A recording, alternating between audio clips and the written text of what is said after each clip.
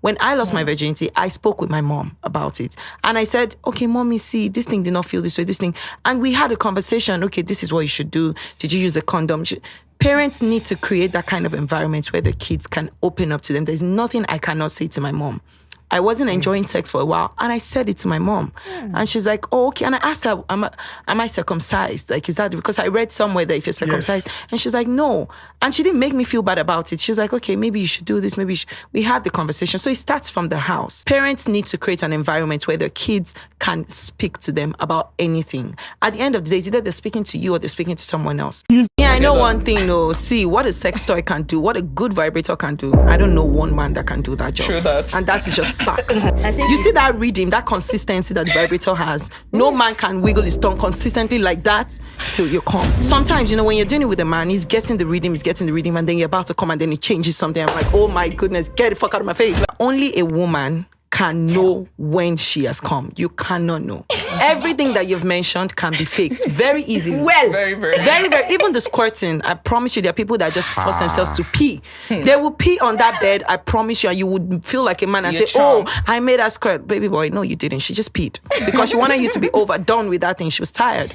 You can be having sex with somebody and be thinking about what you're going to have for dinner, and you're just like, you know what? Let me just pee on this bed and let him just leave me alone. Sexual compatibility is very important. So, like, first day, okay, maybe not first day, at least after we exchange pleasantries and I know your name, do you give head? Do you eat ass? Let's know so we don't waste each other's time. Yeah. And as a matter of fact, squirting is not even orgasm. That's the truth. Squirting comes from the urethra. Thank you. It is just less concentrated urine. Thank you. So most times we have even held back the squirting because we don't want to mess up the place. It's just like holding pee. Holding urine. Yeah, sometimes people have sex and they're like, I want to pee. And the other partner, because he's a nonsense person, they'll say, pee, you can pee. Do you get? So it's not it all. So let a woman not come and squirt and you say, she has come. That's the problem with Nigerian men.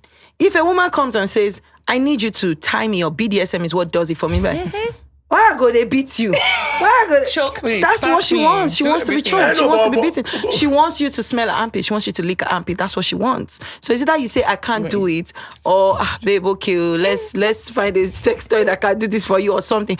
Don't say smell your armpit, because next time she's not just going to tell you the next thing she wants. But are there certain sexual expectations that are unrealistic? No, I don't think there's anything that is unrealistic. Including smelling somebody's armpit. It is not unrealistic. Is it normal to smell armpit and then hit orgasm? Some people will tell you to tie them up.